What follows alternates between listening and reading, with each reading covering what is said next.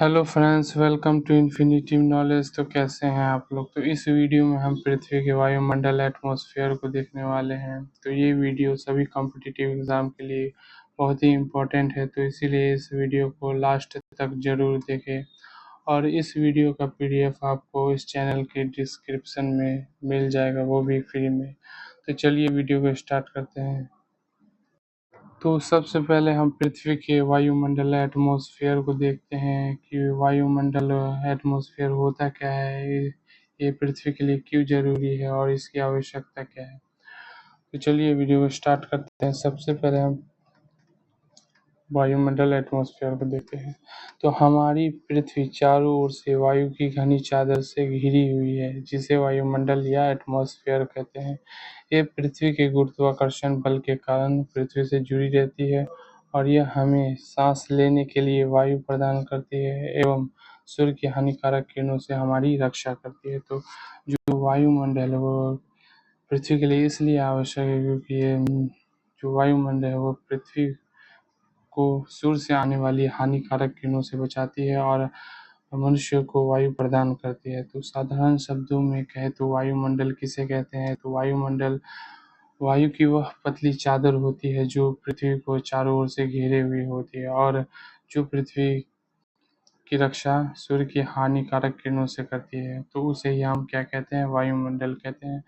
वैसे तो वायुमंडल में बहुत सारी गैसें पाई जाती है, लेकिन उनमें से प्रमुख गैसों को हम इस वीडियो में देखते हैं। तो आप यहाँ देख सकते हैं वायुमंडल में उपस्थित प्रमुख गैसें यहाँ पे जैसे कि यहाँ पर देख सकते हैं कि नाइट्रोजन जो है वायुमंडल में 78% सबसे अधिक मात्रा में पाए जाने वाला जो ये गैस है नाइट्रोजन। वहीं दूसरा सबसे अधिक मात्रा में पाए जाने वाला गैस जो है वो ऑक्सीजन है, जो पृथ्वी के वायुमंडल में 21% मात्रा में पाया जाता है। वहीं तीसरी सबसे अधिक पाई जाने वाली गैस आर्गन है, जो वायुमंडल में 0.093% मात्रा में पाया जाता है और कार्बन डाइऑक्साइड पृथ्वी में 0.036% मात्रा में पाया जाता है। तो पृथ्वी में उपस्थित ये कुछ प्रमुख गैसें हैं जिनसे एग्ज़ाम में क्वेश्चन बन सकते हैं। तो अब हम नाइट्रोजन गैस को देख लेते हैं कि नाइट्रोजन गैस की उपस्थिति के कारण पृथ्वी के वायुमंडल में क्या-क्या होता है। तो नाइट्रोजन गैस, यह वायुमंडल में 78% सबसे अधिक मात्रा में पाए जाने वाला गैस होता है।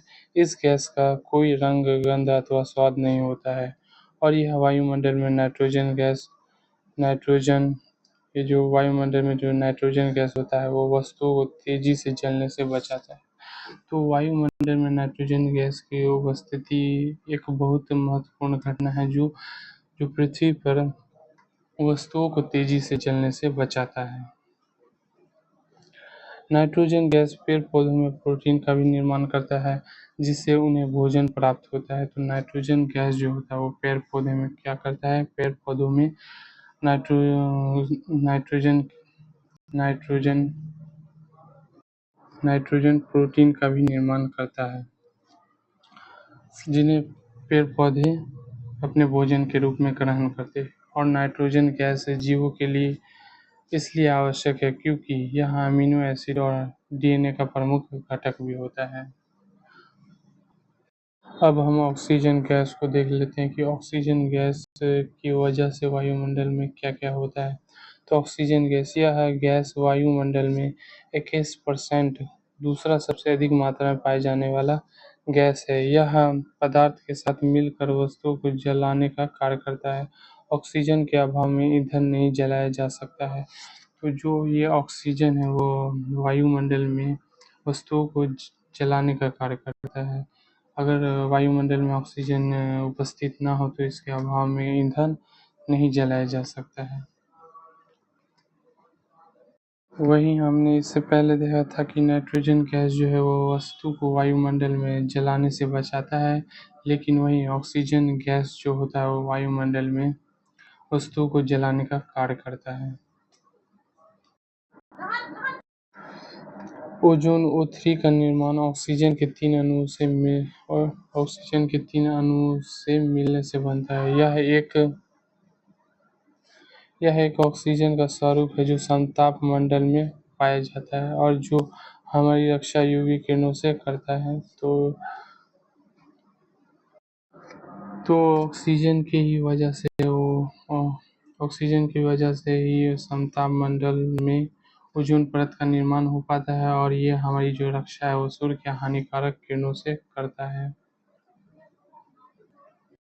अब हम कार्बन डाइऑक्साइड को देख लेते हैं कि कार्बन डाइऑक्साइड की वजह से क्या क्या होता है। तो कार्बन डाइऑक्साइड यह वायुमंडल में 0.03% मात्रा में पाए जाने वाला गैस है। यह सबसे भारी गैस होने के कारण यह वायुमंडल में सबसे निचले परत क्षोभमंडल में पाया जाता है।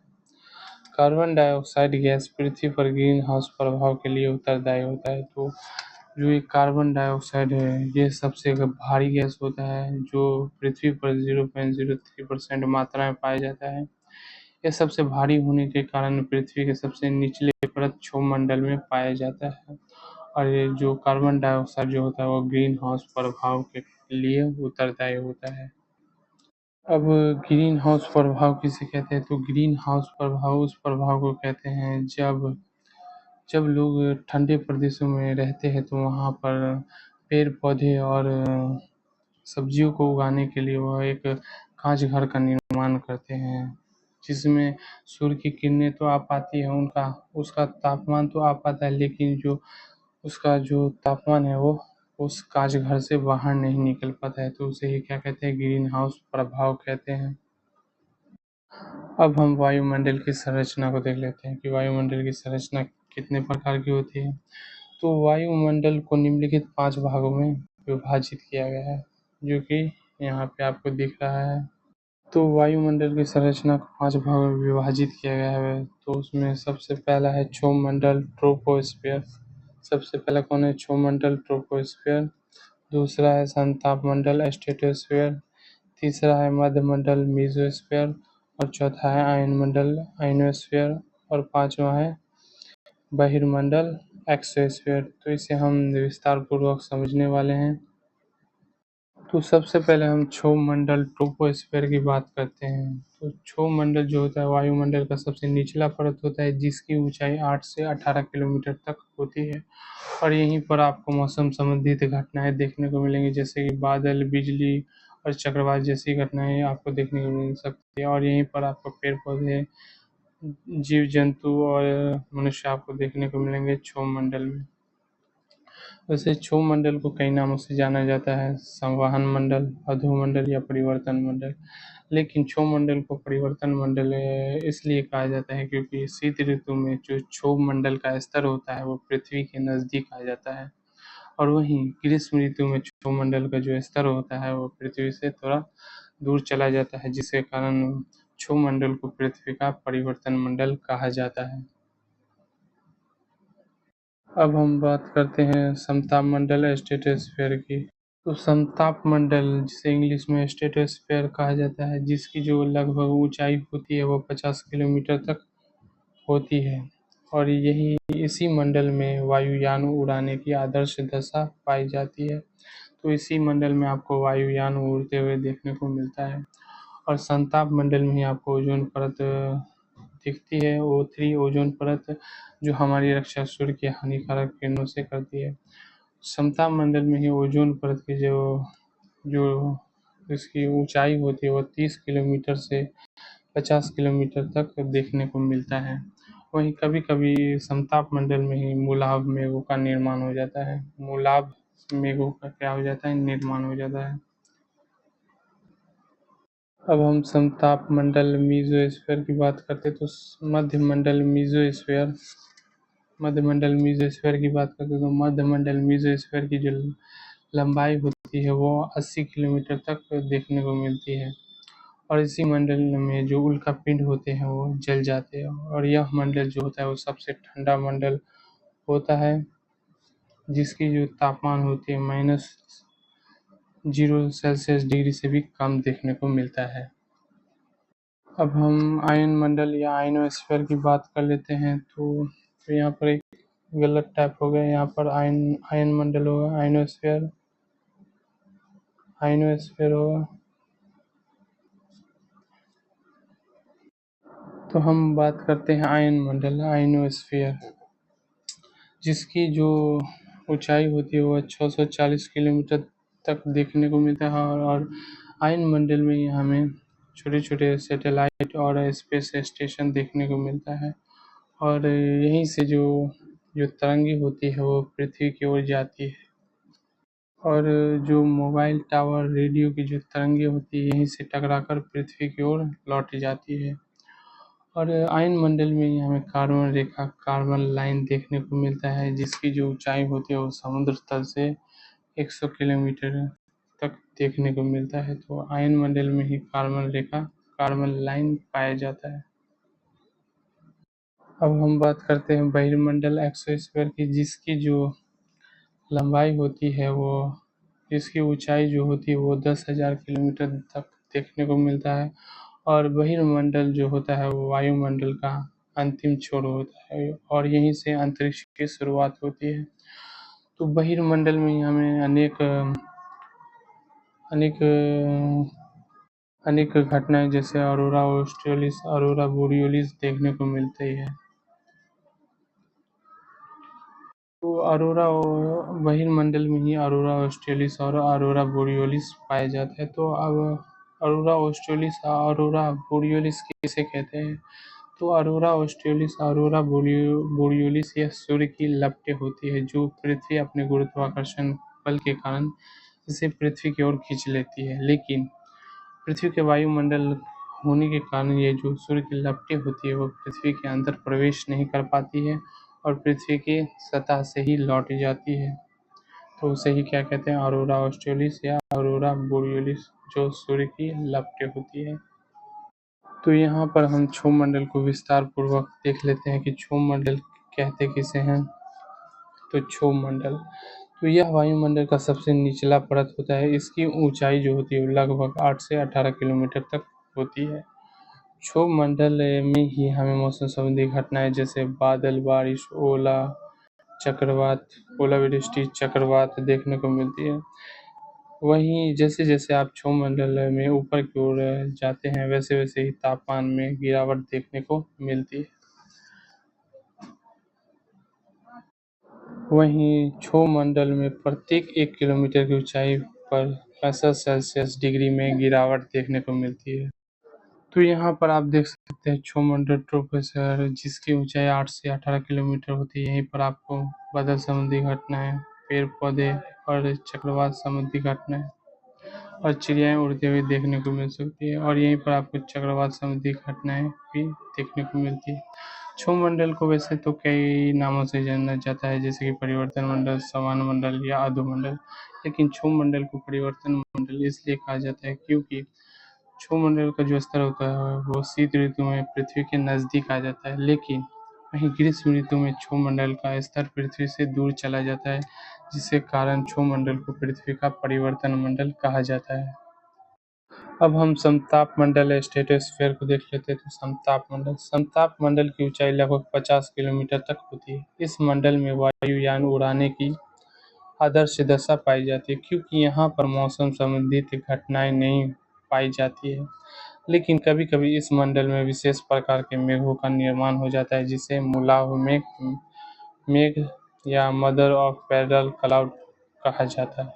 तो समताप मंडल में मौसम संबंधी घटनाएं नहीं पाई जाती, लेकिन कभी-कभी है जो है समताप मंडल में वो मूलाभ मेघों का निर्माण हो जाता है।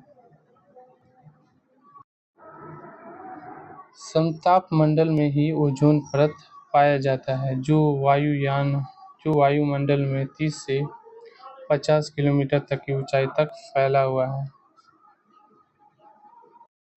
तो समताप मंडल में ही ओजोन परत पाया जाता है, जो वायुमंडल में 30 से 50 किलोमीटर तक की ऊंचाई तक में फैला हुआ है, जो सूर्य से आने वाली पराबैंगनी किरणों से हमारी रक्षा करता है। इसीलिए इसे पृथ्वी का सुरक्षा कवच कहा जाता है। तो समताप मंडल में मौजूद ओजोन परत जो पृथ्वी की सुरक्षा सूर्य की हानिकारक यूवी किरणों से करता है, इसीलिए जो ओजोन परत को पृथ्वी का सुरक्षा कवच कहा जाता है।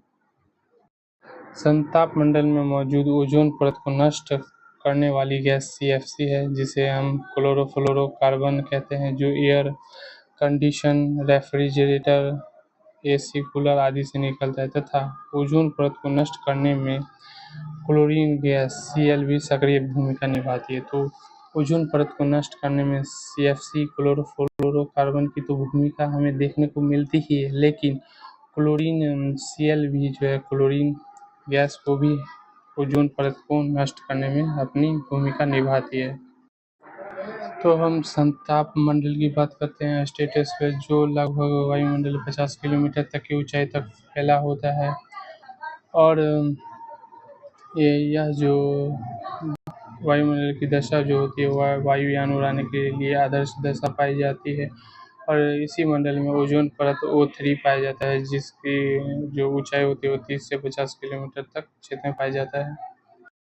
अब हम मध्यमंडल मीजोस्फीयर को देख लेते हैं। तो मध्यमंडल की ऊंचाई लगभग 80 किलोमीटर तक होती है, और यह वायुमंडल की सबसे ठंडी परत होती है, जिसका तापमान -100 डिग्री तक होता है। इसीलिए इस मंडल को ठंडा मंडल के नाम से भी जाना जाता है। तो पृथ्वी का सबसे ठंडा मंडल किसे कहा जाता है? तो मध्यमंडल को कहा जाता है। मध्यमंडल में ही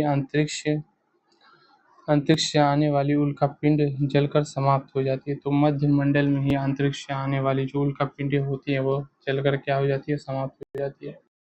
अब हम मध्यमंडल की बात कर लेते हैं। तो मध्यमंडल मेसोस्फीयर जो वायुमंडल में 80 किलोमीटर तक ऊंचाई तक पाया जाता है, और ये मध्यमंडल को ही पृथ्वी का सबसे ठंडा मंडल कहा जाता है। यहाँ पर -100 तक तापमान देखने को मिलता है।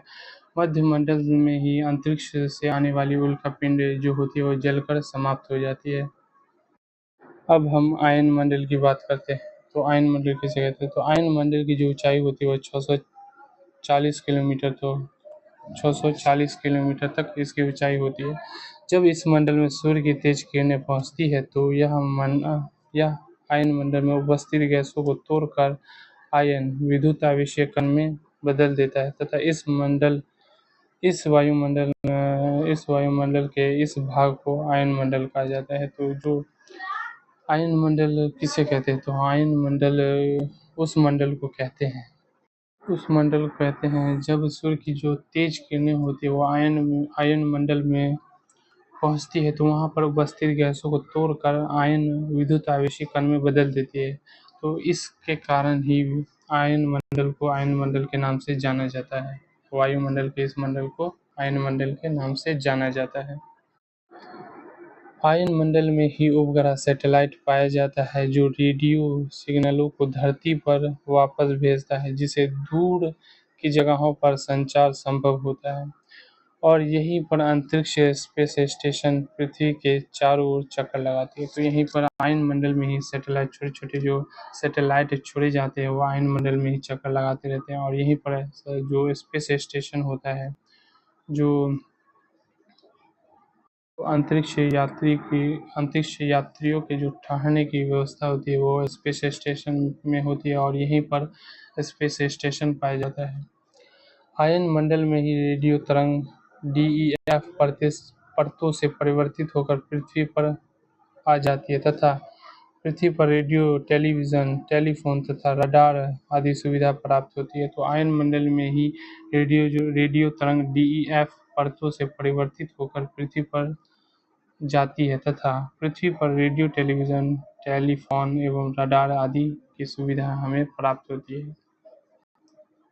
अब हम आयन मंडल की बात करते हैं, जो 640 किलोमीटर तक ऊंचाई तक फैला होता है, और आयन मंडल में हमें कार्बन लाइन पाया जाता है, जो समुद्र तल से 100 किलोमीटर ऊंचाई तक होता है।